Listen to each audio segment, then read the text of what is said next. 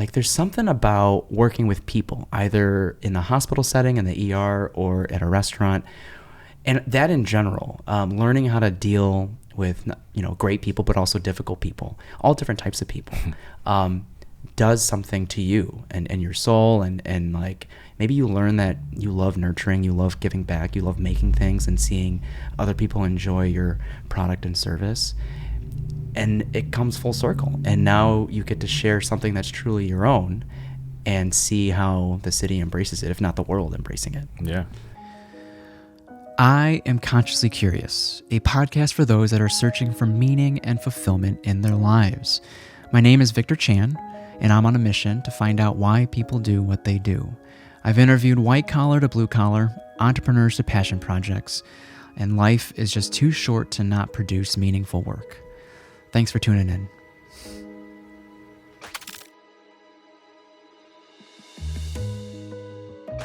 We're live. We have the novel group, or at least 2/3 of the novel group, and I'm sure now it's a big, large family inside the novel team in the studio today. So Ryan and Enrique, welcome. Thanks, Victor. Thanks for having us, man. It's been a long road. Long road. Yeah. A little over 4 years. I think so. Yeah. Right? Yeah. It doesn't roughly. seem like it, but it is. Like pandemic era. It is. Yeah. I don't know. I was looking back through the timeline, and I don't know if I caught you guys on the first drop. I definitely caught you guys on the second drop. Yeah. You got the when you had the walk up. I know. I have several pins, and what an exciting time. Mm-hmm. Is that feeling? Like, what did you feel when those drops were happening? Because I know recently, like, I came off a high of hosting a 330 person event, a graduation party for our EMT students. And leading up to an event like that, I'm definitely nervous. I'm like, is anyone going to show up? Like, I just dropped this much money. I'm like, I'm scared that no one's going to show up. And then people show up, right? And so I'm sure you had a similar feeling, maybe, like with some of those drops. I think it was a little bit like nerve-wracking, but I don't think not that for this guy. This guy he's been in it in the game. Okay. I think it was more when we opened the shop. Like, Okay. I think that was where we're like, ooh, like how what was thinking, like, how are we gonna get people in the door that never been in the door? Sure. Sure. That's where it's been great. So Yeah. The pop-up era was more just, it was casual, it was fun. Yeah. It was a hobby for us. We didn't think it would get this far. And now to be there's honest. overhead. Yeah. Now there's overhead. But yeah, with like my cousin Francis, shout out him. It's happy birthday, Francis. It's his Yeah. birthday. Happy birthday. With side practice, coffee, he really used that space to showcase other people, and this was just a hobby of ours, making pizzas. And then that's how I met Enrique, because he was making the tavern thin, however you want to call it, pizzas. And me and Francis were doing our style, which was like the pan pizza, Detroit, but we made it look round, so like a Midwest inspired pie. But I really wanted like a real Chicago pizza, and my wife introduced me to Enrique, and who was working at her favorite pizzeria, her neighborhood stable, Falco's. And so we were just chopping up with Enrique. He would come over to Francis' house, like in his gear, still like straight from a shift. Wow. In his like chef coat and everything, because he was managing at the time, and just giving us pointers. And me and Francis were just YouTube guys, like messing around with stuff and just having fun, And it was like a family party. Actually, it was all the cousins, all my titas and titos, and Grams pulls up. Oh, it was legit. It wasn't just you three. It was like there was a party going on. It was a whole Wow. family party, wow. Filipino function. Yeah. At Francis's crib, and I just hit up Grams like on a text, like, hey man, I got a question. He's like, where you at? I'll pull up. This guy from the south side came all the way to the north side for the family party, and he was just showing us, and we were just like, yo, that's how you do it. Yeah. So and then from there, the relationship between us got stronger, asking questions, just doing things together. And then we started the activations with the pop-ups. And at the time, it was Alico, which was Francis' last name and my last name, Almeida Catolico, and then a collaboration with Gremski, which is his nickname. So we had the pan pizzas and the thin pizzas. We did that a couple times, maybe like 4 times, and then at one point I was like, why do we keep doing this? Like, let's just like form something together. And the signature, like, is that your handwriting on the pizza boxes? Yeah, that was pretty dope though. I don't know, it's cool. Like, there's something so underground or like just down to earth about that. Grunts was in the streets, man. Tagging every, get in trouble. So Grums, can you share, like, Ryan says you've been in it, like, can you share how long you've been in it, and does it trace back to your dad as well? Yeah. Okay. So I've been in the kitchen since I was like 5, probably. Okay. My dad's been making pizzas for like 35 years. Wow. So also at Falco's or somewhere else? Yeah, he's still there. So he's, oh my goodness, 30 plus years. And he hasn't come to Novel. Like, what's going on here? He's came to Novel, but like, he's just so old school, He's like dedicated. So it's just like telling him like, oh wow, he's just there. So when you say in the kitchen, at Falco's or at home or like where? Yeah. Basically, my dad, sometimes when I have a babysitter, I'd be at Falco's chilling. Oh, okay. Under the tables, chilling. And I haven't been to Falco's, but like, can you describe? Is it all tavern style or like what type of pizza is there? Tavern style. They got deep dish and pans. Oh, do they? And but people rarely. There's people that get a bit more the thin crust. Okay. And they have like a crust on it. Like they braid it up. They braid it. It's really good pizza. I'm not sure if you shared this with Mitch on the Another Round podcast, but like, did you consider any other options when you started to think about what you might want to do with your life? Not really. Pizza was it? Not really. I was just getting in trouble as a kid. Okay. So my dad just like, oh, you're gonna get in trouble. You're gonna start working. So he's like, I got you a job. And then I was like, oh damn, okay. So I just started working there as a pizza boy. Yeah. And there wasn't so you said you got in trouble. Like there wasn't any part of you that continued to rebel as you got this job? I think I focused more because I was like, I can't get in trouble no more, because if I do get in trouble, my dad's like, like the people at his job's gonna be like, oh, that kid's a troublemaker. So out of respect for your father. I was just like, I'm just gonna, and it's just, I was just working. So I was like, school, I was a kid, I was like 15.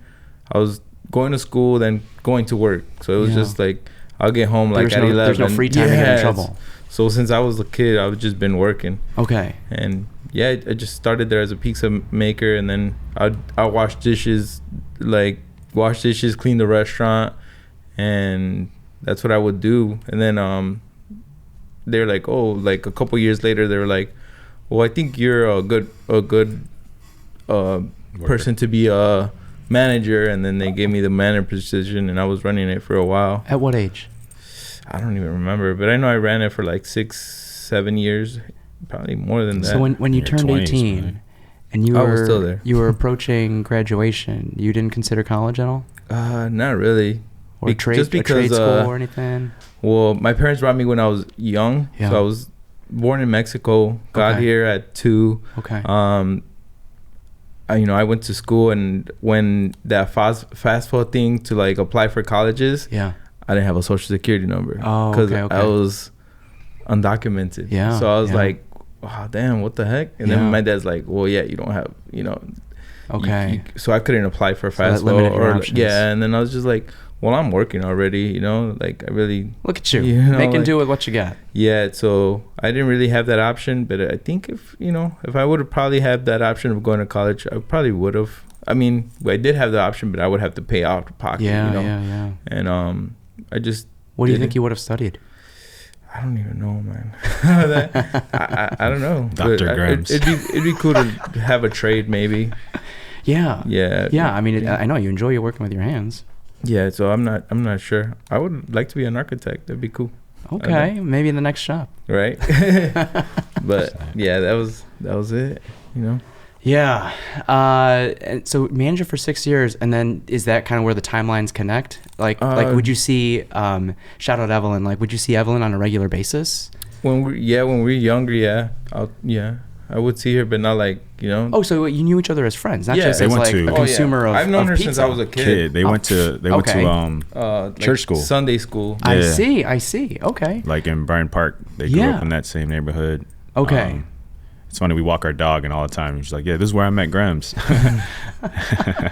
Okay, so it was a lot closer than I thought then. Mhm. Okay, it Yeah. wasn't just like I've had Like- fire pizza from Falco's. Oh, no. This guy can help us out. And it's not even like that. It's deeper than that. Yeah, I Oh, knew the okay. evidence is like we're 10 probably. Okay, that's amazing. And if we were to pivot over, was nursing always the option? You're still a nurse. I know. When you were the shop was up and coming, and you had this fork in the road of like, man, if novel takes off, I think I can leave my nursing job. Yeah, no, not yet. That being said, I thoroughly enjoy seeing your VA stories. It's and the two last guests that I chatted with, there's something about a balance of not needing your passion project to provide or generate revenue, and that really creates a purity in your, like, what if novel was solely a pop-up and you did, you were still at Falco's and you're still at the VA, and I know you're still doing some of these things, and so I don't know, it's like there's that purity of like, I don't need to keep paying for this overhead, I don't need to do all these things, but it is what it is. I think at the end of the day, no matter what decision you choose, the fact that you made a decision and you own that decision, and then you just keep running with it. Yeah. So all to say, was nursing always the path? Oh, it's easy. Yeah, that's an easy. The Asian. My parents being Filipino. You always, the stereotypical. You gotta go to college. You gotta be a nurse or a doctor, lawyer. All that stuff. And then obviously I wasn't good at school. Okay. So the doctor thing kind of flew out the window. And then nursing, the whole Filipino culture of that. And so I mean, I kind of just did it. I'm the oldest of three. So like my parents both just kind of pushed me to do that. And I mean, I do enjoy it. I like it. It's been over since 2016. Yeah. So, and I've actually been in the ER before. I was a tech before. Oh, nice. At St. Francis. Evanston. Yeah. Okay. That's where. Did trauma over there. Yeah. It was a busy, small hospital, but busy. Yeah. But yeah, shout out to Franny's crew over there. I was a tech there first before I got into nursing school. What did you need? Was that CNA? What background did you need? Yeah, just CNA. CNA. Okay. Luckily, a high school friend of mine, her mother was the DON. And nice. I had just, out of high school. Director of nursing, is that Yeah, is that director of Okay. nursing. And ended up needing a job, and she was like, "Oh, you look like you could be an ER or like an ER person." I didn't know what I was, What did that mean? Yeah, I think because I was Filipino. no, but yeah, so I was exposed to it really young. I was like 17, 18 in the ER, and I was going through, doing all that, and obviously the nursing school. I was trying to get into schools, but I was having a hard time. And finally, I got into one. But before all that, like all the all my preceptors and all that, they were all like, "Oh, you start an IV, do this. You're gonna need to know that." Okay. So I learned like all my skill set early on, nice. Like in the ER as a tech. So when I got into nursing school, I just had my skill set was good. I just needed to learn how to like pass NCLEX. Do you still feel like you were floating through into nursing school, or were you very intentional about choosing that path? Because I know like throughout my undergrad, I floated through. Yeah. I kind of didn't think twice. I know I was limited to state schools. I didn't go out of state, and I didn't think twice about where I went. And I don't think I came into my own until I worked for a couple of years as an EMT, and I got to see how various individuals lived on the south side, north side, west side. I grew up in the northwest suburbs. Very, very kind of great but mediocre upbringing. Yeah. No complaints. And to be able to see how people live on a day-to-day basis and they have their own different struggles, it gives you an appreciation for how great this city is, and how people will do what they have to do to make ends meet. Yeah. Did you were you intentional about that, or did you just like, I think, I was okay at being a tech. I'm pretty good at being a tech. I think this is it. Yeah. I think, well, actually, it was at one point where I was not getting into any like nursing schools. Mm-hmm. And I was like, all right, I'm just gonna be a tech all my life. And I was like, I'll just be the best tech I can ever be, like the MJ of techs, whatever. Because I was, I was already doing IVs. I was doing 12 lead EKGs and all that stuff. And but then I finally got into school. But yeah, it wasn't definitely intentional. I was trying to get into a school. I just wasn't the best at passing tests, standardized testing and things like that. Which over time, did you learn that was a skill and not something that anyone's born with? Yeah, it's something I'm trying to preach to our EMT students. Yeah, definitely. Yeah, it's definitely a skill. But yeah, finally got that out the way with nursing, the nursing school aspect, and got straight into ER. Like I didn't have any. You didn't consider like the floor or the ICU, surgery or anything like that? No, I just went straight ER and spinning in there since. Were you eyeing like back at St. Francis or anywhere else? As soon as I graduated, they wanted me. So yeah, I was staff RN. Was it, and you were living in that area too? Yeah. I was living up in, I was actually in Skokie. Oh, nice. Okay. Yeah, so not like Lutheran or the Skokie Hospital. Yeah. No, yeah. I mean, trauma's great, right? Level 1 trauma's great. It keeps things exciting. Yeah. I've seen it all. I've seen life come and go. No, it was a great experience, especially in Chicago. You know how Chicago, like you said, with EMT, you see everything as well. And it was crazy to see all that at an early age. But it was definitely that. So like, and one of the guests that I was thinking of earlier that has kind of straddled both worlds and is now finding balance. You might know. I feel like I've seen you like her post, Marie Cheslick from Slick Wines. Oh, okay. Yeah. She does like blind tastings at 8 a.m. Yeah. So she has straddled like the nursing world and the beverage world. Mm-hmm. Like she was previously a SOM at the wine director at Elska. Wow. And now she's coming out with a book on how to read a wine label. And she realized that, she went all in on the YouTubes and the social medias for her brand, and it led to burnout. And it's just like realizing maybe I can just go back to nursing. She never she kept with her Con Ed and did all that, and so she never got rid of it. So she's a nurse by day, and then she can do this whenever she can. Yeah, and that's okay. That's awesome. That kind of like relieves the pressure to perform. Yeah. Right. But all to say, I think both of you guys, like there's something about working with people, either in the hospital setting, in the ER, or at a restaurant, and that in general, learning how to deal with great people, but also difficult people, all different types of people, does something to you and your soul, and like maybe you learn that you love nurturing, you love giving back, you love making things and seeing other people enjoy your product and service. And it comes full circle. And now you get to share something that's truly your own and see how the city embraces it, if not the world embracing it. Yeah. It's fucking awesome. I love it. That was awesome. Yeah, I like the way you said that. And man, tell me more about that family party that Grems came over to. Yeah. And was that the first time you guys kind of met, or you've been kind of chopping it up in the DMs, or when was the first time you kind of got face to face? Yeah, I think that was like the first initial I mean, I would pull up to Falco's because I live in Bryant Park now with my wife. I see. And that was our pizza spot. Okay. And then I would go there and he would hook it up with like a soda or some pop or something like that.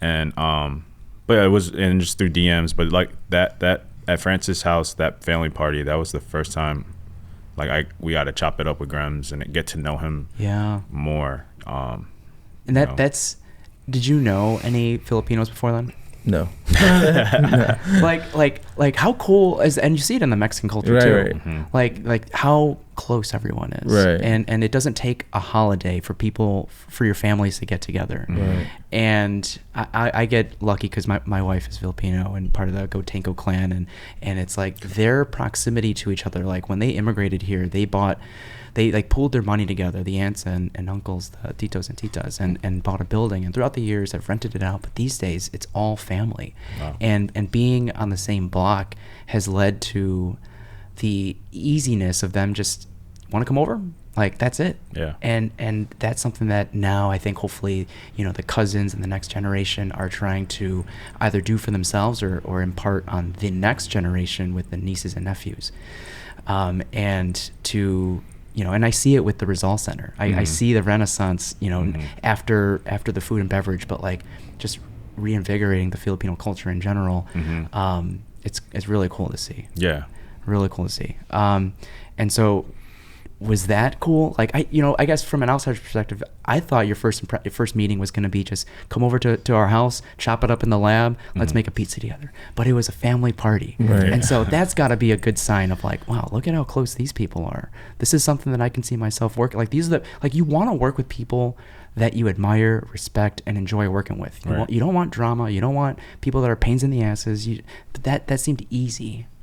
And not just easy, but something that you might want for yourself. Right? Was it kind of your first impression as well? Yeah, that was cool. It was like, damn, they're all together, like, and they were all like, you know, like rooting me on, like, oh, keep going. It was pretty cool.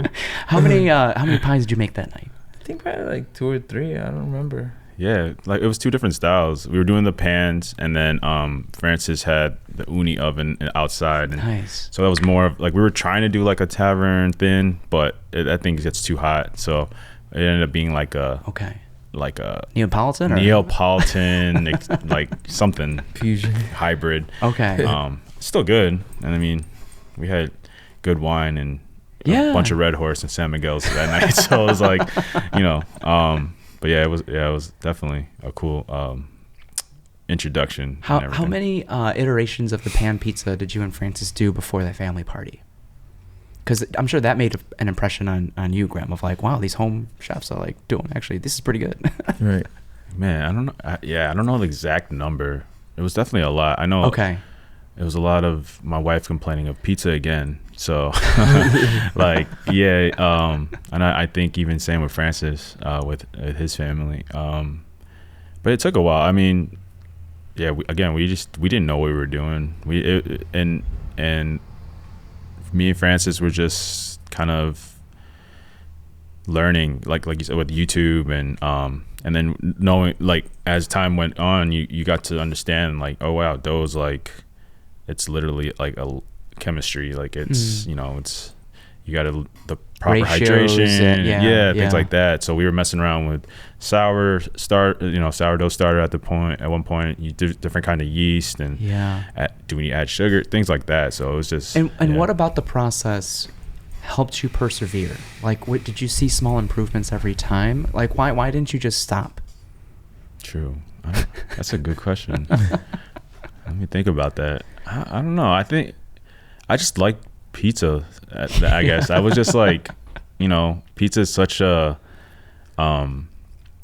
American nostalgic food. Yeah, nostalgic. Yeah. Like every age, no matter color, whatever. Like, you know, the other day at the shop, I was just like sitting there and I saw it, and it was just like a group of older white guys and then a group of young like kids, and I was just like, man, that's literally what pizza brings in, you know, like, so, going with that, like, it was just like a nostalgic thing, and I really wanted to kind of perfect it. And then Francis, he just keeps pushing as well, so. Okay. Okay. The nostalgia reminds me of my wife saying, how like Pizza Hut, I don't know if they partner with like the Scholastic Book Fair, but they would give away like free like personal pizzas if you like read a certain number of books or something. And that was an excuse to get the family together because, you know, mom and dad are not going to pay for an extra pizza. Dang, I remember that. That's so cool.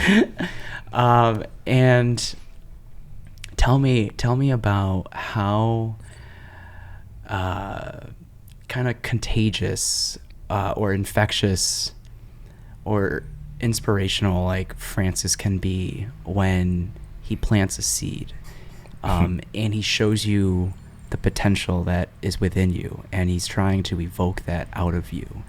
And I think through the coffee shop, and it probably happened before the coffee shop, but the coffee shop provides a platform for obviously any, passion projects or entrepreneurs to showcase their stuff, but it also shows Francis the level of seriousness that these individuals have about their product or service. And so when he sees this potential and he wants to get it out of you, like, what's his approach? Like, how does he say, like, you have something great on your hands? Like, I want to help you bring it to life. Yeah.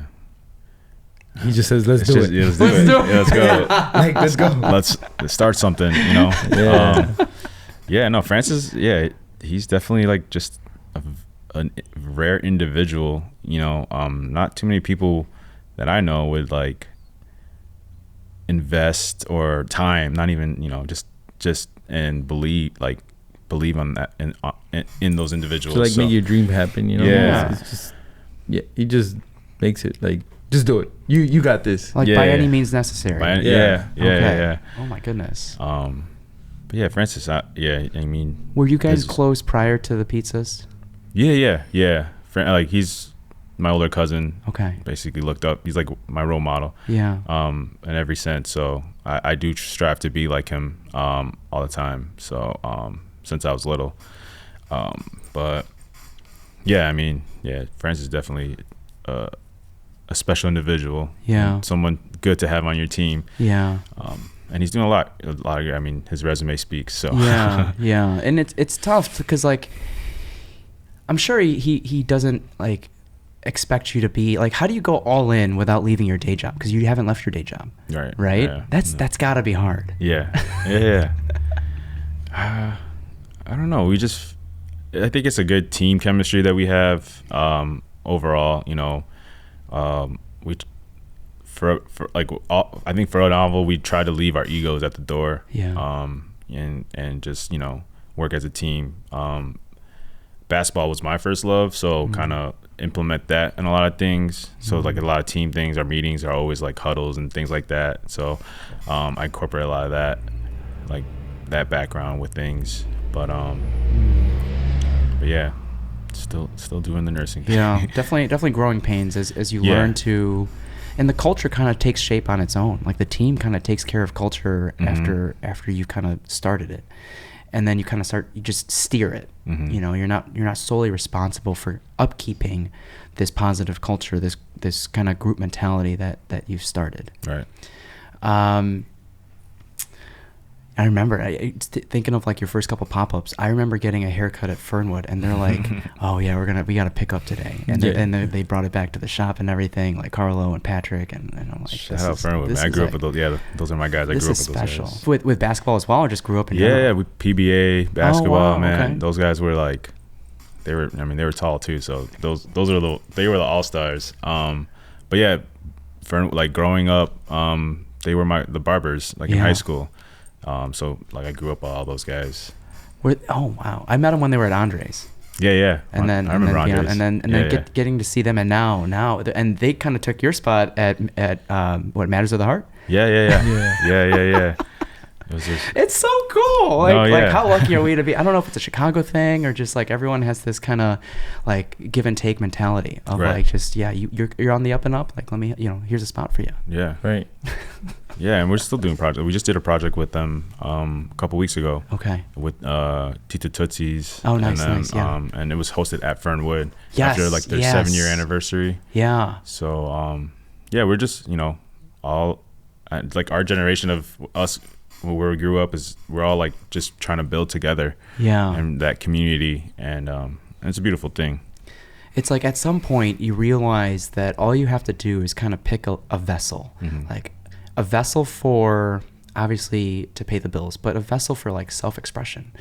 And I think obviously what makes Novel unique is this duality or combination of like the Filipino and Mexican culture. And there's this signature Gremski tavern, and then there's the longanisa. Like when did you start, like when did it dawn on you that like you could put longanisa on a pizza? Francis. Yeah, it was definitely Francis' idea. But actually, the first time I think we did it was at side practice. It was at side practice because we also did it at Fernwood. The first Filipinx like Oh yeah, we did. Yeah, We did first do the that. first There was, like, a party there? It was the first like Filipinx activation Okay. hosted by King Marie. Shout out to Tin. She held like this whole Filipino basically like Filipinx for Filipino American Heritage Month. And it was at Fernwood, and we had a bunch of that's the first time I met Joe? Joe. Oh, shoot. He didn't even have. I don't think he was doing his thing yet. Was he at a food hall, or was he? I don't think so. He was there with our homie John. Okay. Vila. I haven't met him yet. We're in the Yeah. DMs, but I haven't met him. Yeah, dude. Shout out John. He's a great guy. He helped us actually get up as well. Okay. He's one of our first guys in the kitchen, helping us out. Okay. Like flow of everything, because those guys have been in the kitchen industry. Yeah. But yeah, John and Joe were doing an event. Okay. So it was them, and then there was a couple other vendors, and then there was us, DJs. It was a whole that's it was a legit. whole Filipino function. Yeah. And now it's huge. Like now the next the Filipinx coming up event that's coming up in October, I think the 4th or 5th. It's huge. Like now it's like big time DJs. Are you part of that too? We're trying to work something out. Okay, We're working something out. Yeah, I mean, because to be honest, this will probably be out around that time. Cool. So if there's any seeds you want to plant for, Filipinx or Filipino Heritage Month, like, drop it. Yeah. When, like, did you reach out to any like local pizza makers for advice? Like, was pan style the style that kind of you were eyeing or envisioning with Aligo at that time? Mm-hmm. Yeah, for me and Francis fell in love with like Detroit style pizza. Actually, one of our cousins, Career Brian, his bachelor party in Austin. Okay. We were out in Austin, first time having Detroit style. I think this was like the wave of like Detroit style pizza coming up. Like there wasn't even, I don't even think Jets was like around yet. Pre Pauly G's. I think Pauly G's is there already. Okay. Is there. Okay. But they just opened around that era too. Yeah. But we were in Austin. There was this like we were all out. It's a bachelor party. We all went out to this bar, and there was a trailer posted up, and I want to say it was like a like Detroit area code. I think 313 or something like that. 313 pizza in Austin, Texas. And I don't know. It could have been the whole vibe of everything, but like we got the slices, and then there was this really cool live band playing like this Kanye song, and I was like, man, and I took a bite, and everything's like whoa, yeah, exactly. And me and Francis, I looked at Francis, and he was like, this is damn good pizza. And I was like, I want to learn how to make. That's where it came to me. I was like, I want to learn how to make it. So when we came back from that trip, me and Francis started like, hey dude, we should try to make this thing. That's when we started looking into Detroit style pizzas, and then Derek at Pauly G's, we went to go try his, and we're blown away with the US Pizza Cup winner. Yeah. So Derek was one of the guys that we would try to talk to. Okay. And he would give us some insights, and actually even, did he share an oven with you guys? Yeah, we did an event with him. Okay. When we were it was a charity event. With Billy too. Mm-hmm. That's where we met Billy. That's where we met Billy. And your probably pop-ups at Drip are probably the two only that I've probably missed. Maybe I've probably missed a couple more, but like I feel like I've tried to catch you guys everywhere. Yeah. Wow. Yeah, I know Derek's a very generous individual, and he's always willing to share all of that information. And as someone who was initially seeking advice from, I don't know if his original intent was non-Italians, but he definitely was met with some resistance from Italians, I think, of like not like wanting to gatekeep this art of making pizza. And he's like, that whole authenticity of like, I just want to make good food. It happens to be pizza. Do I have to be Italian? No. Mm-hmm. Right. You know what's crazy is like we were just in New York, and we were talking with one of like the Scars owners there, Adi, about, and I guess he was breaking it down. He got like receipts, but like pizza isn't really I mean, I don't want to break the internet right now, but like it definitely derived from, I forgot what he said, like some other, but because like tomatoes weren't originally from Italy and things like that. He broke it down. Yeah, I forgot what it was. Like, man, I gotta look into it. But he kind of broke it down. But I mean, in general, like, pizza's evolved, and it's like for us, what we're making is not Italian. It's Italian pizza. It's more of an American staple now. Like, and that's what we're doing. So yeah. But yeah, I do feel that though. I think we do get that rap a bit. I think us being, you know, Filipino and Mexican, we do get like, you'll see the comments or reviews like, what do Mexicans and Filipinos know about pizza? They're just like crazy things, like just like Mexican Filipino pizzas, ew, like blah blah. Like it's just crazy. That's wild. I mean, Chicago's full of haters too, though. That's what it is. But it's part of the game. Yeah. But yeah. So one of my favorite comments was how there was a good amount of spice when it first came out, and then the next day the longanisa sweetness came out. Wow. Yeah. That's fun. And he's like, that's just the best. Yeah.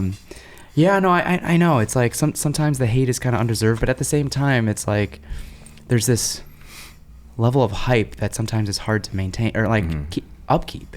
It's just like sometimes expectations are so blown out of proportion, you know, and that when they arrive, they're like, this is going to be like the holy grail of pizzas, and their expectations, like up here, it's like it's at the end of the day, it's pizza. It's like damn good pizza, but it's pizza. Yeah. Right. Some people, their expectations are real high.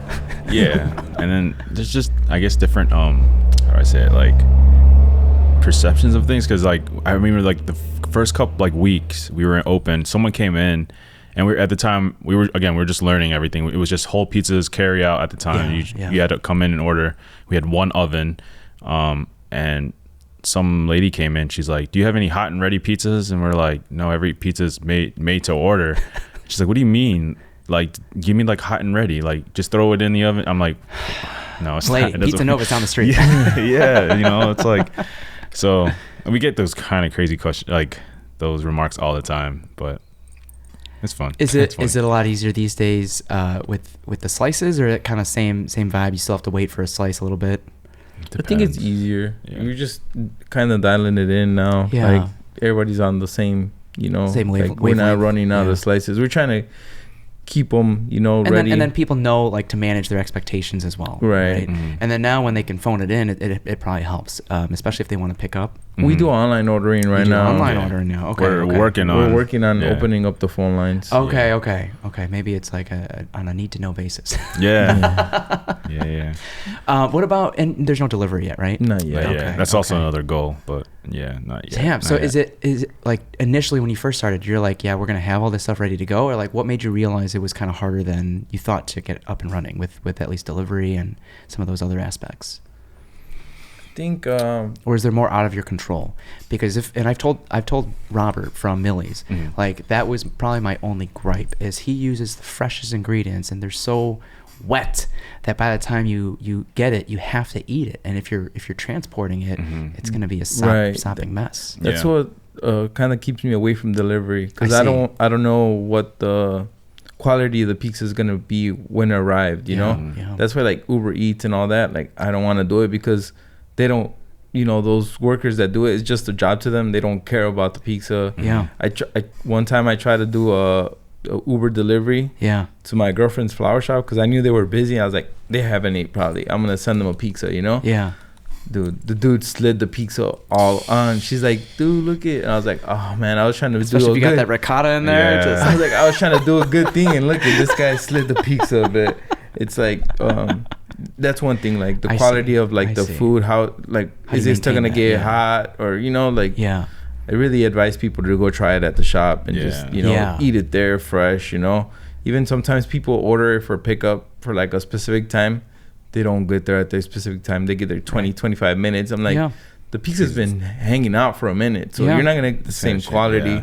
Some people get there an hour late, and it's like, I saw that one Google review, and she's like, it's just maybe she failed to leave a phone number, and she came an hour late, and it's just, it has been chilling there. I mean, and it's like there's some pizza places that refuse like delivery. I think there's one big spot in LA or Las Vegas. I forgot the name. I was talking about that guy too. Yeah, he's like the godfather. Sauce, right? Yeah, he's like the godfather of pizza in LA, like, in Vegas. In Vegas. Yeah, he's always at like the pizza conventions. Oh, Tony Gemignani? It might be that. I mean, the guy. Do you know the name of his pizza spot? I don't, but he's Professor Pizza's mentor. It might be. But I just remember watching something. He doesn't like to take him out either. He's like, like slick back hair, brown hair. I think so. Okay. I can't remember what he looked like, but I just remember him saying, like, he said pizza boxes are coffins for pizza, and I was like, damn, you're right, because it definitely changes. Like some people are like, why do they flip the boxes inside out? Oh my god, it's because we can't afford our own boxes. Like, it's funny, it's like they're just saying, oh, we're hipsters, or what's the one, trust fund babies. That's my favorite. Oh my god, like they're saying all these things, saying we're gentrifying, and I don't know, it's crazy. It's crazy. It's just like, if they knew, I don't know where those rumors come from though. Right. It's so crazy. It's just people that don't even know, or I hate it when they've never tried our pizza and they're just like, I wonder if you heard this, but I remember hearing like how when Del Sur opened, like, rumors or assumptions that like Justin's paying for people to stand in the line and create hype for Del Sur. It's like, I don't think so. Yeah. Why would you do that? That's what we get that rap too, with like all the marketing and like influencing and things like that. I mean, we're in that generation, right? I guess we fit that, but we've put not one penny into any marketing. It's just been a lot of good friends like coming in and starting their ventures and things, and just whoever comes in. We don't, like, people reach out to us and try to, like, if you pay for this, and we're like, we don't have those funds to do all that. But people think that, hey, they're consistently paying influencers and blah blah blah. I'm like, man, if only y'all knew. But it is what it is. Yeah. Tell me about. And was there anything about the Detroit style, like specifically the crown, that was appealing to you? Like, tell me about the first time you like successfully made that crown. I remember that. I actually went live on Instagram for that. It was during the pandemic. Yeah, I like worked a 12-hour shift and came home. I had my pizza the dough fermenting. And so I do it as like a par bake, and I made it. I baked it, and then I just started building it. And I just remember making that pizza in my kitchen in our oven. And it was actually right after Kobe passed. Oh shoot! Yeah. And I was wearing the Kobe jersey. I posted it on Instagram. I was wearing a Kobe jersey, and I just remember making that pizza. It was crazy. Yeah, that's crazy. That's a core memory for me. Damn. And but I was trying to implement. There's a spot in LA called Apollonia's. Yes, yeah. I think Justin's the name. I don't know them, but I probably started following because of you guys. But I've seen their crowns. Like, dude, that's like what I was trying. Like, me and Francis were trying to like do. And to this day, I mean, he's like the GOAT when it comes to that. Okay. And he was also like a photographer as well. So like the angles and everything he does, like, it just looks like a masterpiece and artwork. And I've been to the shop, and I met him. I think it's Justin, and he's a really cool guy, down to earth guy. And we talked a few times. He's come to Chicago, and talked with Derek and things like that. So, but yeah, man, his stuff, that was something that, like, where the Frico, started taking off. Yeah. Okay. But yeah, trying to still get that. It's a hit or miss, but.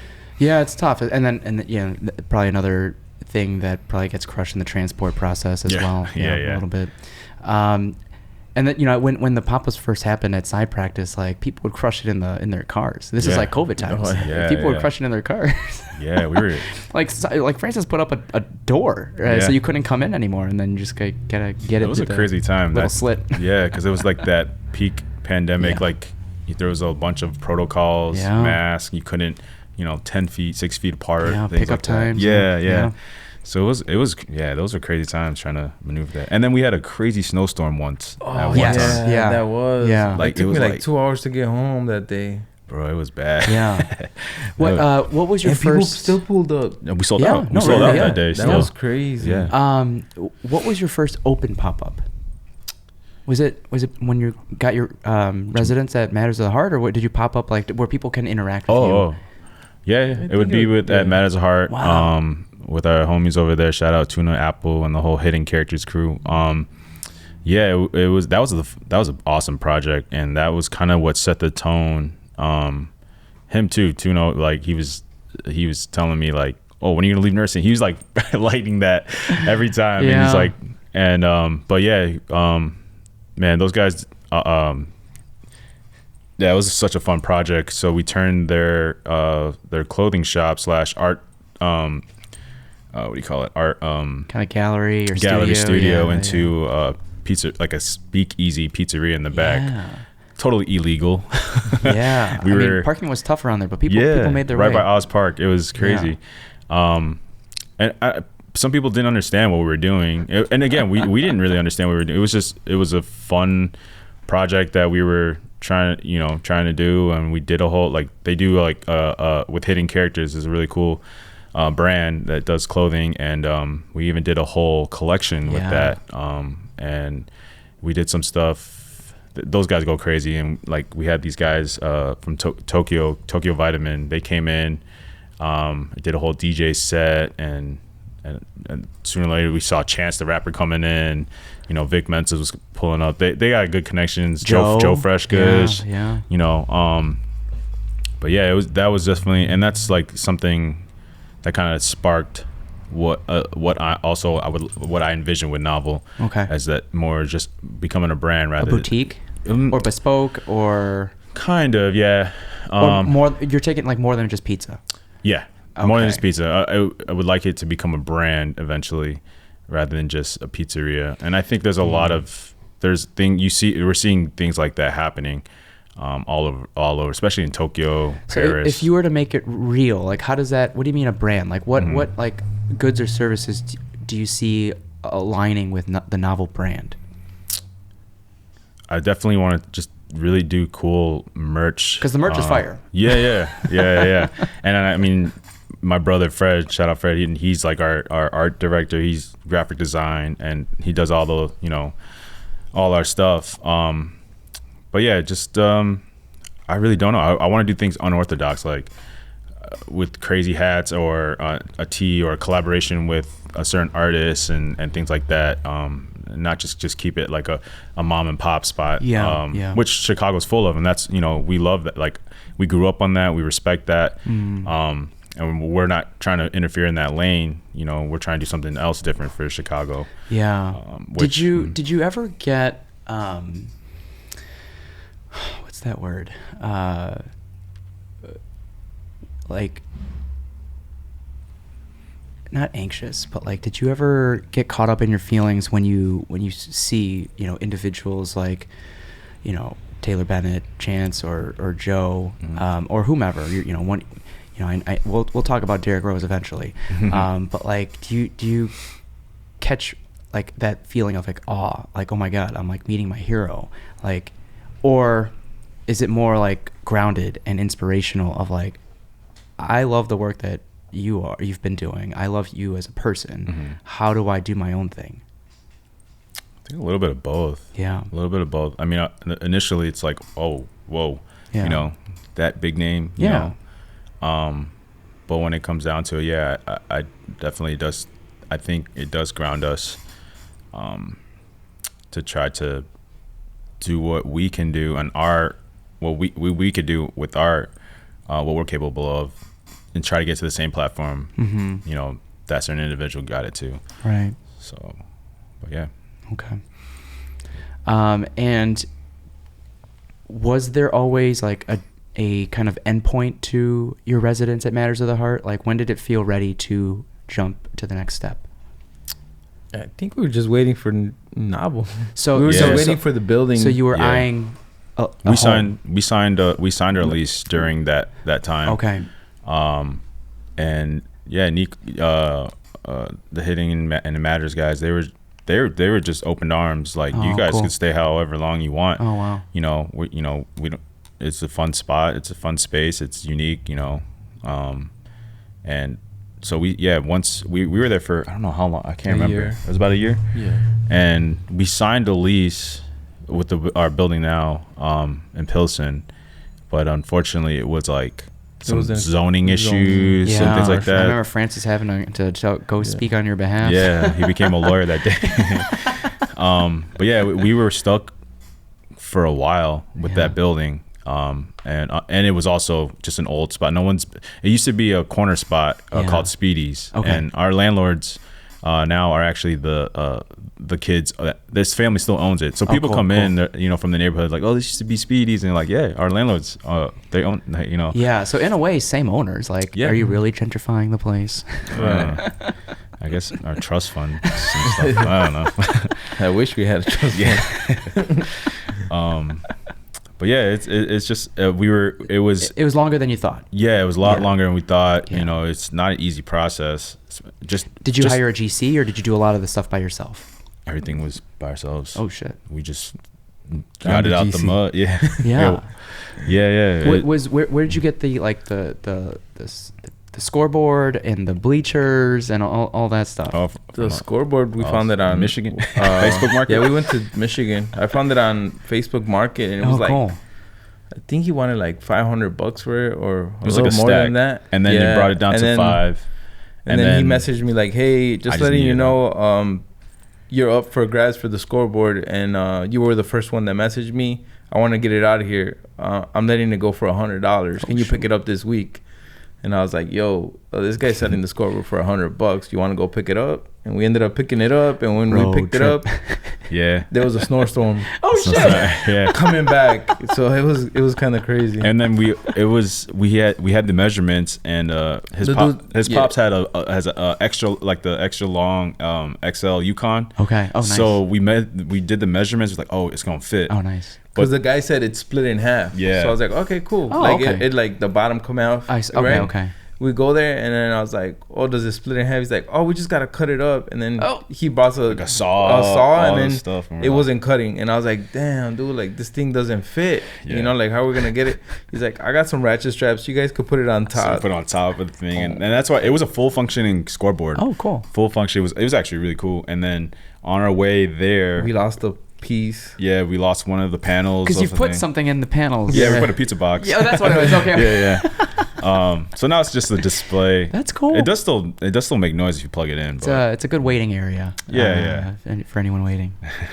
That's awesome. And then when you had the spot, like, were there a certain number of seats that you envisioned, or was it kind of just play it out as many seats as you can fit? I think we didn't even think about. You didn't even think about that? Yeah. Okay. We didn't even think about how many people we could fit. I think like we could fit even more. We were talking about this off air. I mean, you've previously talked about this in another round podcast about the perception of a full space, but that really depends on the size of the space and how many seats you have. And so, and we were talking about that with Derek from Poly G's as well as Cecily from Pizza Michi. And so, Derek has this large space in Logan, and it's hard to fill and make it look full. Whereas you can have the same number of people in Pizza Michi, and it's popping. Mm-hmm. It's just like, this seems like a place I want to be at. Mm-hmm. And these days, maybe we just got lucky, but that's a vibe that you guys are reaching with Novel. There's always someone at the tables enjoying pizza, people coming and going, picking up their slices. People sitting in the bench. On the bench, waiting, exactly. I don't know. It's like, maybe we just got lucky. Yeah, we did. I think we did. Like what if you replace the bleachers with more seats, a bench and more seats? Right. Yeah, we thought about that. We could, yeah.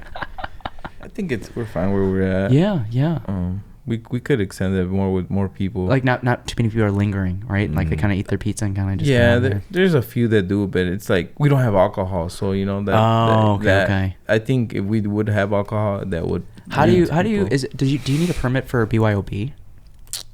We don't. I don't think you don't. But we actually tried BYOB for a little bit, but people would come in and just stay for a long time, drink. Like they would order one pizza or even slices, and then like pop a bottle of champagne. I'm like, what's going on? Or 6 packs in, and then and it was like we were super big, we're super small, and like we needed like a turnaround so people can enjoy as well. So we had to like and we had some alcohol brings out other individuals. So we had to kick some people out, unfortunately, just for acting a little bit. Put on your ER nurse vibe going. 5 and 2. No, but yeah, I like what we have. It's small, it's intimate. Again, everything, we're just learning. Everything I think it's a perfect space for us to learn things. We do have big goals and vision to open up bigger place eventually if the funds or the trust funds come in or whatever. But but yeah, I mean, at one point we were even thinking we tried to get our permit for the outside because we're on the corner, Right. so we have all that sidewalk space, but we got denied. Why did you know why? I think we got too artistic with these. We were like building out like this bench that would stay there, and it was movable, and I think one of the main things has to be movable. Which doesn't make sense because there's other spaces where I've seen it and like that does not move, and that's been there for years. But we had our homie Jacob design it, and then we sent it in. They didn't approve it, and then we kind of just never went back to it from there. But yeah, I mean, I would like to activate some of that outside space, especially when it's nice out. Yeah. So speaking of like another space, you mentioned like wanting a larger space. Is that like with that larger space comes more overhead, right? And like as far as like renting and the cost, like servers, right? So like, is that really something that you want? Like you want people to sit and enjoy, or like I think about Zaza's or the New York of like come and go. Yeah. You know, like is it similar to a coffee shop as you guys are as well, like a volume game, or where do you really see it going? Like, what do you really want out of this? And like, do you really need a second location to commit to this brand that you want to expand? That's a good question. I mean, we're just taking it day by day right now, but we do. I mean, me personally, I envision something a little bit bigger. I do want to have like a full-on restaurant experience with like a bar. I like to carry in like wines and things like that. And do fun things like that. But yeah, I don't know, it's weird because we were just in New York, and New York, like you said, they have a lot of the stop and go spots, but like my favorite spot, Scars, they're known for like that as well. They have a line down the block all the time, but they also have a few seatings in the back and a full bar, and it's just like that's kind of what I would like to have. I don't want necessarily like a place you need reservations and things like that, but that's tough. Like, how do you handle conversations where it's like, damn, it's so elusive, I can never get a seat? Like, do you want it to be accessible, or is there something cool about like, kind of you need to know how to get it, or things like that? Like, I know Cecily shared like influencers when they reach out to Pizza Michi, all they want is a reservation. Don't pay me. I just want a reservation. I want to just try your food. Yeah. I think it'd be good. It's accessible. Like. People, they don't have to wait like 45 minutes to get a table. Sure. But I think we got to the point where like people don't really wait that much anymore. And do you have the same oven that no. you have a different oven now? Because I remember there was an oven that had a hard time retaining heat. Yeah, we still have that one, but okay. we updated. We got another older one from an old bakery from PIlsen. Nice. Same Blodgett gas oven. Okay. Just has a little bit more tiers on it. It gets hot in there though with those two steel horses working. Yeah. So yeah, our guys, man, shout out those guys, especially those hot days in the summer. So would you describe like the bottleneck is caused by these ovens? Like as far as how fast? It was before. Okay. But I think now we kind of got it locked in. Okay. Where we're not accessing 45 minutes. Nice. Unless we're like busy, Slam. We'll get those 30 pizza orders for something. 30? Oh my goodness. Yeah, it's crazy. Some events and things like that. Sure. So those are the times where we're like, okay, we got to up it now. It's just learning. So when that's the case, like I think about that previous discussion about difficulties transporting. Do you assist in that? Like, are you taking care of like transportation and delivery? No. When someone orders 30 pizzas, like how am I going to ensure that they enjoy these pizzas when they get there? Yeah, they just gotta pick them up. Yeah. I mean, so far everyone that's reached out, we just tell them straight up, we don't have delivery, we're not capable, but we can fulfill the order. You just gotta pick it up, and they come in with the team. Okay. Yeah. Wow. So then, along that same vein, how, and I know you had like the pizza heating bag, but like how was it delivering it to D Rose? Like how long did you wait? And like I'm sure like when you heard that he was gonna have a flower shop, I'm like, this is my chance. Yeah.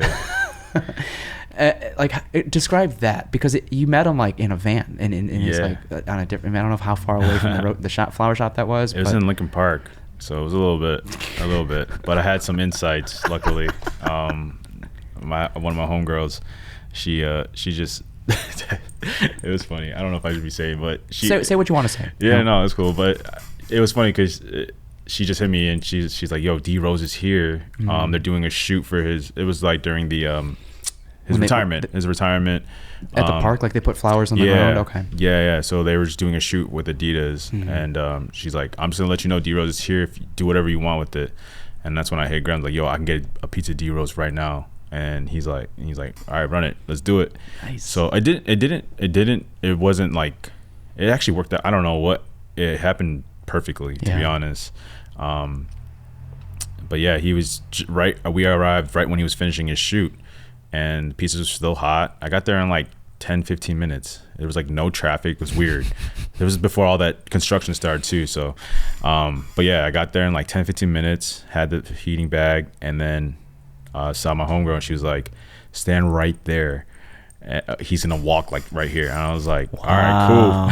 So I just stood there, and I wasn't like, I didn't want to press him. I didn't want to be like, hey, like, blah blah blah. Like, I was just standing there, and as he literally walked right in front of me, I was like, "Hey, what's up? Who? I got a pizza shop. I got your shoes and your jersey. I look up to you." And he's D-Ro's a super genuine guy, and he was like literally listening to me. And I think even like fans were coming up to him. We were having a conversation. Fans were coming up to him and like, "Oh, D-Ro signed this." Then he was just like, talk like eye contact and talking to me. And I was like, "Wow, this is really crazy." And I was like, "Yeah, I have some pizzas here for you and your family." And he's like, "All right, cool. Bring it to the van." And from there, we just, saw his kids, wife, and his homies there, Art, and they were just they took all the pizzas, and from there, it just kind of. What pizzas did you share? We did just a pizza. cheese pizza and a sausage, like just a Chicago style sausage. Tavern? Actually, we did. Yeah, it was all tavern. No longanisa? No. Interesting. So yeah, his diet changed. I don't think he eats pork anymore. See, that's love. Yeah, that's love. Yeah. Oh my goodness! For you to know that, I did some research. Yeah, that's good. Good for you. That's a pro. So the pizza we did initially bring, because when he was still on the Bulls doing the whole MVP era, I think he had something with Giordano's. Oh, and they did a signature pizza, was like sausage and just like red chili flakes. Like that's what he grew up on or something. So I was like, "Yo, Grams, let's make this, but just in case, because I heard like he doesn't eat, so let's throw in the cheese." Amazing. Yeah. So, yeah, I came correct, and it just happened again. It happened like I didn't force it. It just came right at the right time. So and I'm sure you've had many lessons of restraint, but I'm sure you went in with the understanding that you may or may not ever hear or receive any feedback from D Rose. And simply sharing your work with D Rose is enough for you. Definitely. That's what I thought initially. And I was just like, man, I finally got to give pizza to D Rose. That's all I really want to do. And let's check that off the list and get the day going. But then along that same vein, you've had I don't even know his name, Duarte, in the shop. Duarte. Yeah. And then you've like had novel night at the UC. Yeah. Which is crazy. Yeah, that was like we were like crazy. What, 2 months, 3 months in it. We didn't even know when they first the Bulls reached out to us. We were like, it was like 3 months in it. We didn't. We were just trying to figure out how to run the shop, and we were like.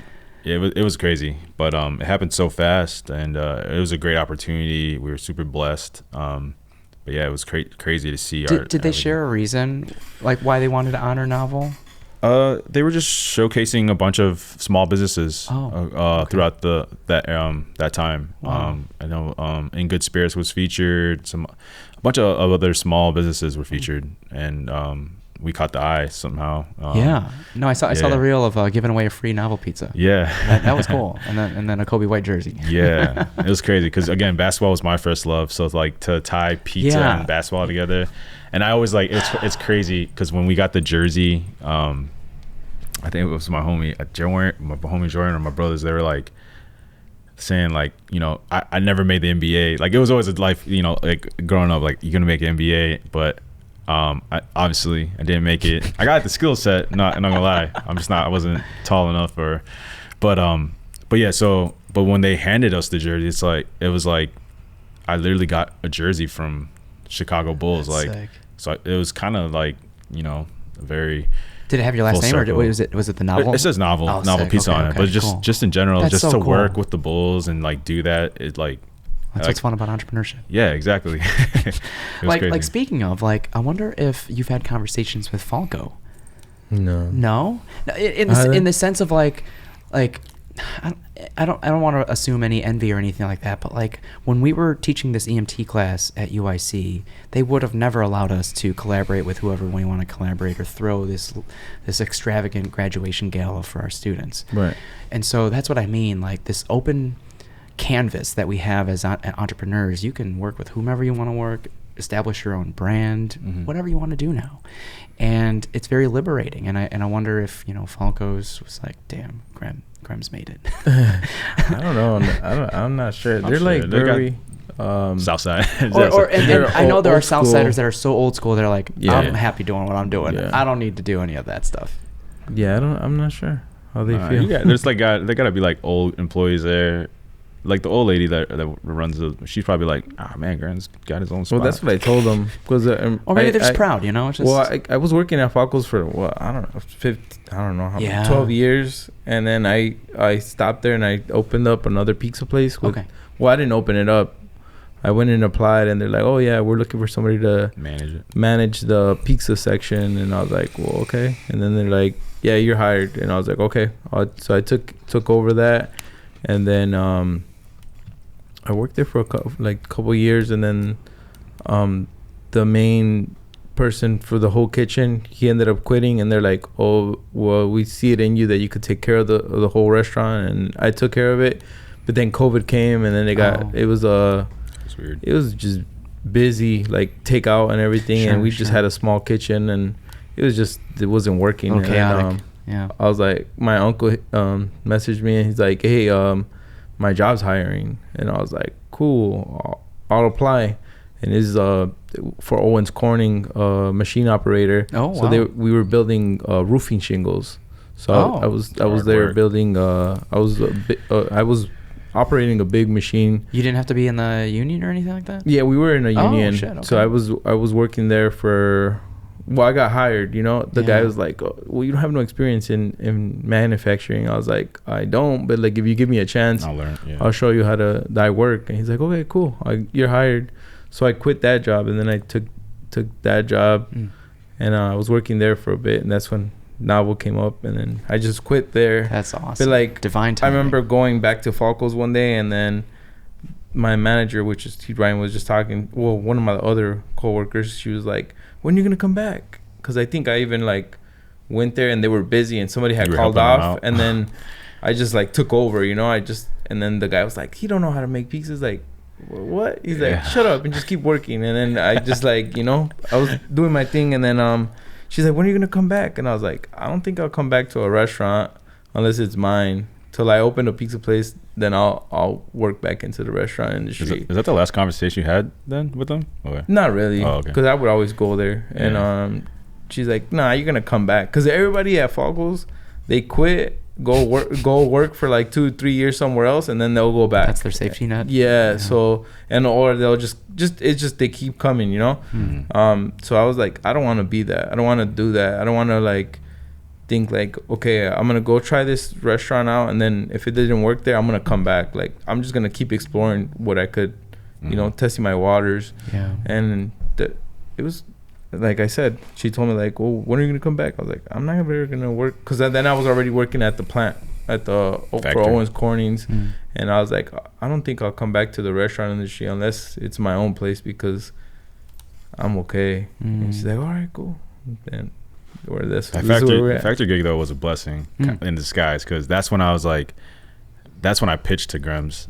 I had my Francis hat on. Yeah. I was like, "Yo, you're way too talented to be doing that." Ooh. You know, that's hard work. You know, you can only do that for so long.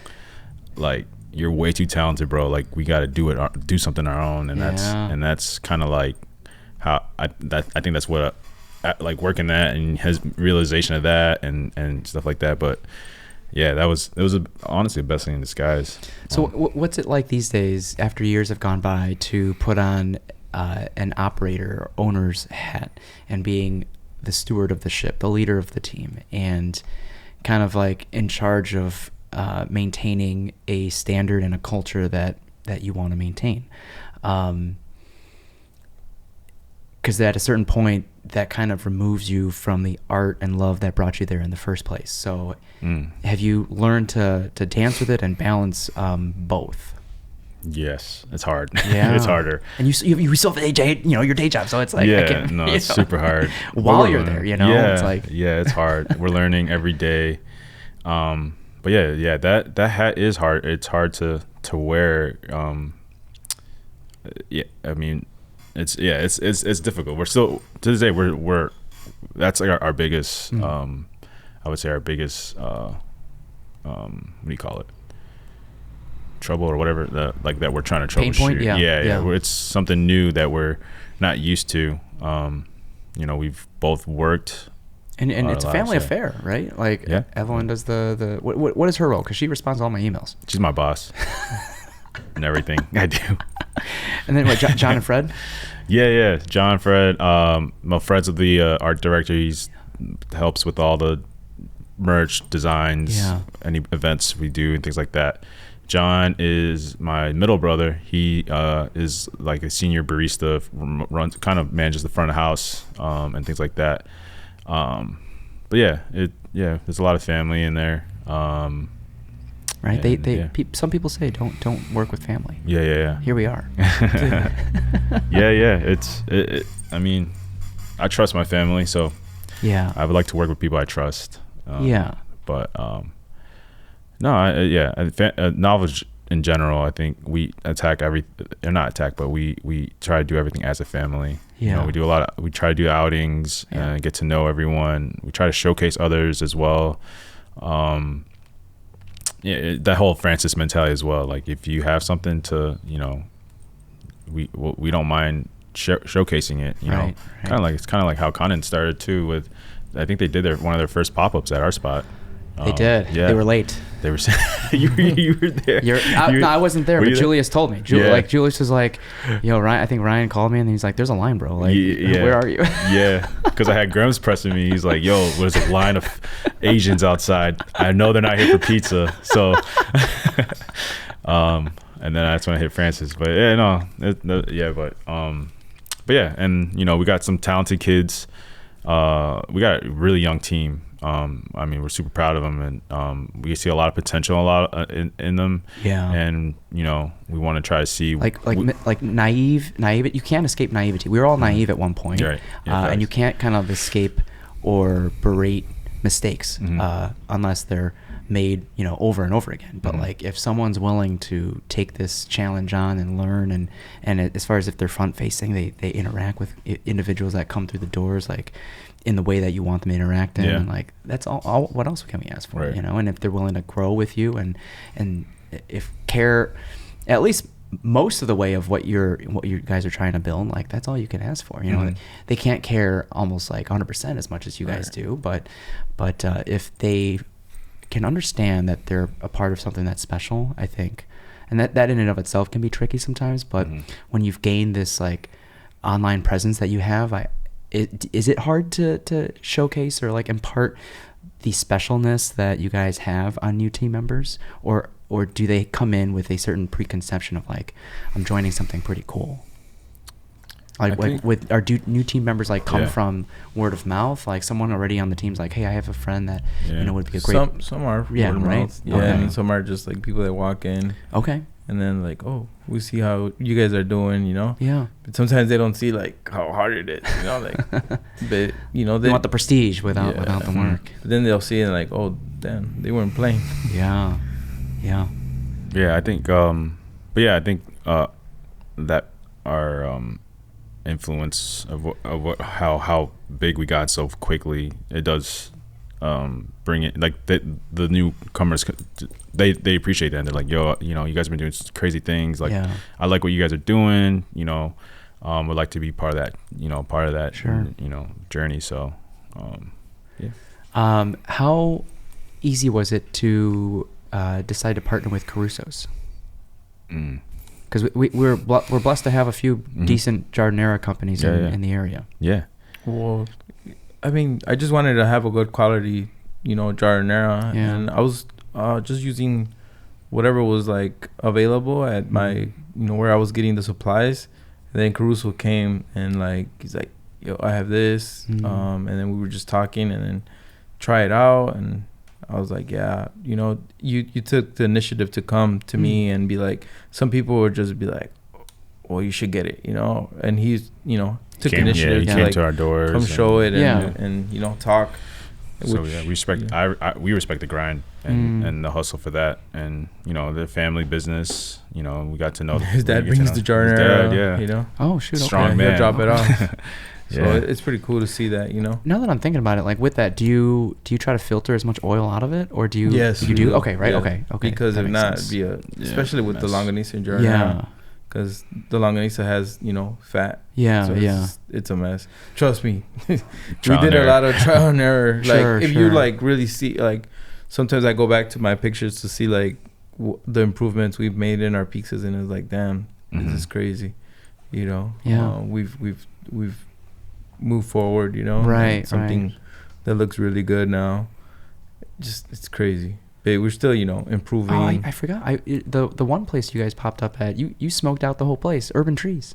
Oh, With Marco. yeah. You smoked out that whole place. Yeah, that was our first. But that was a unique pizza too, Yeah, right? That was a we put different style. It's like- avocado We did- on yeah, it. we Yeah. did. That was a cool one. We did a Different take sauce, on too. their best-selling Sandwich, yeah. panini sandwich, and then we put it on It was our like a pizza. chicken something, right? Tucson chicken, like Well, it had like a red sauce, right? yeah, and then had like avocado, like fresh out. Yeah, it was good. It was, I it was sliced fire, man. avocado in the middle of it. That was cool. Like there's something to be said about a simple, tight menu. The other place that comes to mind is like Red Light Chicken. Fire. But that being said, you're not individuals to rest on your laurels. Like after a win, and I think Phil Jackson said this of like, you have like you're only as successful as your last successful act, and you have to repeat this process. So what does that mean? Does that mean and then I think of Dreams of Jiro, right? It's just like being committed to the discipline despite it being the same thing over and over again, but refining that excellence. So this is every time, this is every iteration, this is going to be the best tavern style Gremski pizza or a Lico pizza, the whatever it is that the mentality you have, or is there a part of you that wants to add menu items to the menu? My focus is really on the pizza. Like I really want people to just enjoy that, and like if we could just center it to like, because I've worked in businesses where like You got burgers. it has everything on the menu. Which and was that the Speedies vibe back in the day? I don't know. I don't know. That's- what You the- showed me a menu. Yeah, You showed me a menu it was of it, a and I was crazy like, one. Wow. And it's run by their mother that just did everything solely, apparently. Which That's I mean, crazy. It's hard, and our space is real small too. Yeah. So it's like, if we do want to bring other items, it's kind of hard, just because the space. well, the cost of all that stuff, like it's all, and it's all if it's not perishable. selling, like, Yeah. that's how like when we were doing, hidden, we had like vegan options, and we were buying vegan stuff, and it Yeah. wasn't selling, and we're like, oh my god. But then we did get like customers that tried it, and they're like, oh, it's good, and then now we carry vegan stuff and we sell it. Like, Cool. we get the vegan cheese, the vegan pepperoni, and sausage. Okay. And people, we get vegans to come in Cool, and cool, try pizza, cool. because it's hard to get. It is. Yeah.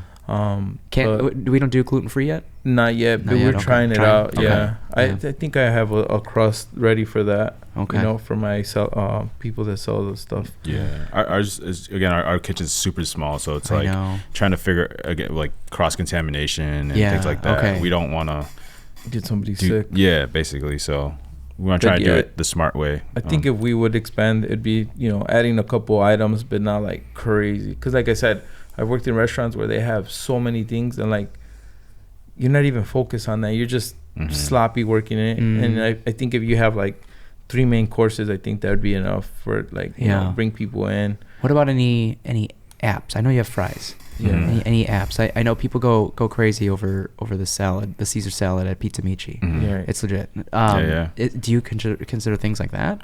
I've thought about it. Yeah. Some mott sticks. Yeah, We've- I've thought about it. We've definitely think it's just, man, our kitchen's super tiny. Yeah. I remember you said on the other episode of like storage space too. Yeah, storage space. We don't have no storage. No storage. So, we have one fryer. That being said, like if you were to not just expand, but maybe another iteration of novel, like now that you've been at this location for a few years and you've been at other places, like are there components of your next iteration? Like for me, central air. Yeah. Like we're dying when it's like 95 degrees. Definitely. I don't podcast in the summer because it's like all the AC's off. My window units are off. So we would be dying in here. It'd be unbearably uncomfortable. So like what things have you learned over the years that you would want if you were to ever either go to another location or get a second location? For sure, HVAC. HVAC. Yeah. We have a decent one, but in the summer too, it's like the kitchen's super hot. Oh, you know? okay. Yeah. So it'd be ideal to have nice HVAC for us, you know? Yeah. Just refrigeration. Okay. A dishwasher. What do you mean refrigeration? Like you don't have refrigerators? We do, but it's just we don't have a walk-in. It's very Walk-in. low. Yeah. Like we need a walk-in. Okay. Maybe a walk-in freezer. So what does that mean? Possibly a second gen restaurant space in a way? Probably, or just a build out bit. What a dream. Crazy. Yeah, just the typical dream of new equipment. Yeah. You know, our dream oven. Well, we'd love to get our dream oven. You know. But again, that needs money. You need the funds for that. Now then, capital. do you also are you inspired by like Matters of the Heart where they collab with other businesses? It wasn't really adjacent either. Mm-hmm. And most recently, talking to Jake Rubin of Holy Dough, you know, he pops up at pizza places unbeknownst to me, but you know his bagels are baked in the same deck ovens, and so you know I'm planting seeds. I've planted seeds with hopefully Derek, with Jake. Maybe with the novel team, but like if I could provide study food for my EMT students, like I would love to one day. And awesome. What if there was a coffee shop, bagel shop during the day, pizza at night, and it would give our students a reason to stay. But this could be a full-fledged restaurant with or without this class, and we're just sharing space. Yeah, right. Yeah. These are the conversations I have with Francis all the time. And then we get some mats, and then we do some jiu-jitsu rolls. That's what I'm saying. That's what I'm saying. A basketball court in there to shoot. So, man, yeah. Yeah, we don't see that often, you know. No, like the owner we need of the trust funds. The owner of, but I think you do this long enough, you'll have your own, right? Yeah, like your own trust fund, but like you're saving. But the owner of Valco, where I roll, their second gym of the studio, the second location, he purchased it. Wow. And the top unit is residential. It's Airbnb'd out. Amazing. And the first floor is the gym. And then they want to, build out, a locker room space, additional bathrooms in the basement. But, a 3-story building could be many things. A class upstairs, restaurant and coffee shop on the first floor, jiu-jitsu or bar in the basement. Yeah. It's like, it's a blank canvas. Yeah. Yeah. Yeah, that's definitely a Francis. Yeah, man. That'd be cool to have something like that. I know. And so it's just like, here's the thing. I'm also not trying to rush it. I have to remind myself that we are crushing it where we're at. Despite not being here 5 days out of the week, like in the fall and spring, I'm here twice a week. And so it's like empty. And rent's thankfully not expensive. It's $1,650. Oh, I know. In PIlsen, I got lucky. Yeah. And if it was more expensive, like what if I shared the space with other people? Right. And it's like we can create win-win situations is what I'm trying to say. And I do this because I don't want to own your shop, but if I can partner with people, then maybe we can create win-win situations. Yeah, definitely. That's the goal, like helping each other out because it's hard. Yeah. I mean, you probably think like, oh, how can I pay the bills with if I could help out somebody else and they could help me pay those bills too, just to help each other out be ideal, but it'll happen. I see it happening. Like at our graduation, Jeff from Remember, he gave me like 28 cases of kombucha. Like I bought it, but at cost, but like to be able to share that with people that have never had their product, like I dream of a consciously curious version of Shai Ibigan. Sick. I just, but like I worry, like, am I going to front that cost? Mhm. And I asked Joe, like, how did it happen? And he said Lawrence made it work in the sense of like beverage sales are, going to them, but Mhm. the vendors will get to keep a percentage of everything, and it's win-win situations for everyone. Yeah. Yeah. We're coming on an hour and a half. Before we hop off, is there anything that we haven't shared that you're excited about? Things that have been top of mind for you guys that you want to either manifest or put out into the world? Definitely as we're approaching like Filipino Heritage Month. Yeah. Anything that comes to mind for you guys? Manifesting, huh? Yeah, man. I know we've been, but it's just anything else that we haven't touched on. I don't know. We got really cool projects coming up. A lot of cool things happening our way. That people have reached out to us. We're doing what is that with Tillet and San Pellegrino. It's next month. This month. Oh no, this month or next month? The 27th. 27th. Yeah, so like what, a week, 2 weeks from now? Like an event? Yeah, so I guess San Pellegrino, Tillet are doing collaboration, finding pizzerias throughout the nation, What is Tillet? Gin? Tillet is like the uniform. It's the figs of the restaurant industry. Oh, that's the only way to put it. Okay. Yeah, it's something more local is like stock manufacturing. Yes. Okay. Yeah, similar to that. Okay. I guess these guys are New York based and they're just huge now. Okay, cool. Yeah, it's like the figs, literally. Okay. They just make restaurant clothes, like also like casual. Okay. So you can wear it out and things like that. But no, really cool stuff. We met them at the utility show. There was a utility show that like during restaurant week, and we met them there. We ended up winning a competition, and got connected through them, through our friend Lucy, and now we're doing this collaboration where they're featuring each city. They're doing like some sponsored merch like with us, and then we're gonna feature a new pizza with that, and then San Pellegrino. I don't know if it's a new drink or something, but will be complimentary like to awesome. Thursday. So it's gonna be a cool, fun event with that, and then Filipino American Heritage Month is in all of October. There's gonna be a big one right in the beginning with Filipinx. Trying to activate something with some homies and see if we could do it at our shop. I guess speaking of, I wonder, do you ever feel like there was a more, and I know we're in PIlsen, but like more, is there more of that? Is it equal on both sides? This like love for Filipino culture, and then there's this. Do you feel this palpable love for Mexican heritage as well? I think so. I think it's there. We've done events at the Mexican Art Museum, right across the street from us. I think about it all the time. It's like I'm obviously not Mexican or Filipino, but like being in PIlsen, like how do I, either in the form of a scholarship, like how do I give back to the community? Mm-hmm. Right. Yeah. True. I don't know. Yeah. I think there's a good even standpoint with that. We are definitely trying to. We would like to find a more like Hispanic, Latino like flavor profile on a pizza, or I mean our drink. A lot of our drinks, the agua frescas that Gremski comes up with, a lot of those are there available, and just combining them both. Some similarities in the cultures. Many people's favorite restaurant is down the street. The Cinco Rabanitos is right there. I'm not eyeing a collaboration. I'm just like, I don't know. Yeah, Mexican flavors on a pizza. Speaking about manifesting, I want that corner building. That one? Yeah, right across from Cinco Rabanitos. Oh, it's like it's literally it's vacant. Store. Yeah, okay. It's vacant. I don't know anything about it. Okay. Manifesting. We made a mole pizza with ositos. Oh yeah. Oh, I didn't know. We did. I missed it.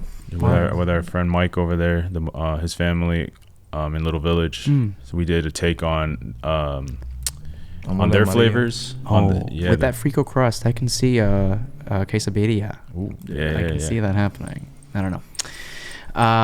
What do you think about Food Fest? Like, did you stop by the One Bite Fest in New York, or we heard about it? Crusoe's told us about it.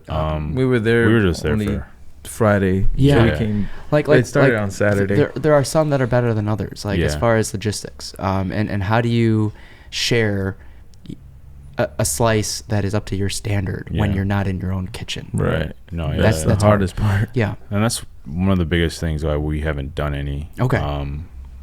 We've got invited to multiple ones. EatCon just happened. Yeah, there's Econs. Lollapalooza. It's just Right.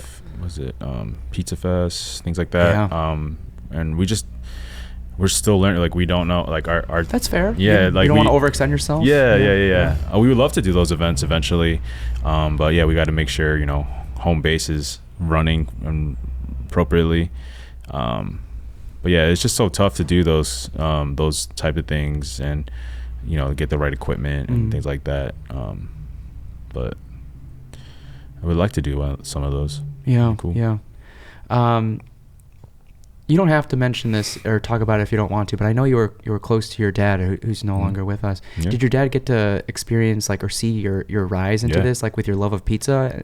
Yes. Yeah. Oh, shoot. I think I posted one. I think the one post I did, he literally was making pizzas at home on his birthday. Oh. When his last birthday's with him, we were making pizzas at the crib, and I remember taking it out, and he's like, "You can open up a restaurant now." Like, I got a clip of that. So yeah. Hey. But so that, and yeah, everything I do, I do, a lot of it is to my father. But so like every pepperoncini that goes into pizza, that's a little dedication to him. Because we used to eat that all, like, I don't know if you probably got it from Papa John's, but even I just remember having local pizza spots, and after like a Sam's run or a Costco run, he would always grab a pepperoncini like jug. And it would be at the home. And every time we had pizza night, it would always be that. So someone on Reddit shared a picture of a pie, and they got 4 pepperoncinis, and they're like, "How did I get so lucky?" Dude, we used to put more, but then we'll see people just throwing it out. I know. So I'm it's like a love-hate thing. Yeah, I can't be putting Wasting, and people just throw them out. And then there's people that ask for extra. Yeah. And pay. They'll even pay for extra. And so we'll hook it up. We'll show love. But yeah, that's a small little gesture to my pops. Yeah. Okay. Yeah. That's awesome. Yeah. Well, guys, if there's nothing else to share, and you're welcome back anytime. Like, if anything's new or up and coming you want to share, you're welcome back. I know this is a long time coming, but I think this is perfect timing. I think so. Yeah. Where can people find you if you want to be found, individually and collectively? At Gremski on Instagram. Yeah. And 1759 West 19th Street. Yeah. 19th of Wood and PIlsen. Yeah, we're really active on Instagram. We're trying to keep up with all the youngins with TikTok. Eventually, we'll get onto TikTok. You got to commend and I feel like some of the team members from side practice kind of rotate around. Yeah. But I remember Francis sharing let your team take over social media, because they're there, they're in it, and if they want to do it, let them do it. You don't have to pay someone from the outside to do it. Let someone from the inside take care of it, and they're doing a good job. Definitely. Yeah, man. Okay. Cool. And then is it Novel.Pizza or Novel Pizza? Novel.Pizza. Novel.Pizza. On Instagram. And then what's your individual one? Ride That Guy. Ride That Guy. Yeah. Okay. All right. And at the moment, you're still enjoying nursing enough just to stay? Yeah, I gotta pay the bill somehow. Gotta pay the bill. But you're not just any ER nurse. You're specifically helping veterans. Mm-hmm. That's a special demographic. Was anyone in your family a veteran? Does this mean that much more to you? I know we're I'm supposed to hop off, but this is I just thought about this. No, definitely. I do have family members that served. But it's the veterans deserve everything. And working there, I hear some crazy and cool stories. A lot. I got to take care of World War II vets, hear their stories and things like that. I wish you had a podcast. That'd be cool. But yeah, it's it's really cool to work at the VA and hear stories. And I've actually made really good friends, them being my patients. One guy, he just passed away, but he was a Native American and a black guy, and he was wearing this crazy jewelry, and that's why I was a fan of Native Native indigenous art, and he had this crazy piece, and it turned out he was a big time guy. He had pieces, I forgot the name of them, what they're called, but they were going for thousands, and it was cool. And I went to his place. I brought one of my homies, a shop. Just his house. Oh, shoot. Yeah. Okay. His collection of stuff. Wow. Special. Yeah, and he's had it at some particular jewelry places and stuff. his name's Iron Wolf Thompson, and man, got to know him. He was a really good artist. Saw his paintings and everything, and man, it was just a really cool person to know. And but I ended up finding out he passed. But then I'm actually in contact with his kids, so it's cool. But yeah, just really cool things. Yeah, I mean, let that be an example for how we truly have this just like one life. Mm-hmm. Whether or not you believe in an afterlife or anything like that, or heaven, it's just like, what are you going to do with the one you have right now? Right. And when people pass, like, how lucky are we to have people that grieve us, because the time that we spent with them was so meaningful. And that, a couple things come to mind is like, you're in a position to help people feel seen and heard and special in those kind of very vulnerable moments, if they're a patient in the ER, but also inside the shop, there's always an opportunity to share some hospitality, either through, customer service, or, and that could become in the form of like wiping down a table so someone can clean that table, or how good your pizza is. Mm-hmm. Right. It's everywhere. Yeah. Man, that was beautiful. How you said that. Yeah. All right, guys. Thanks for listening and tuning in. And if you have any questions, feel free to reach out to the Novel team. Go there if you haven't been there. I'm sure you have. But thanks for tuning in. We'll catch you in the next one. Bye. Peace, guys. Thank you.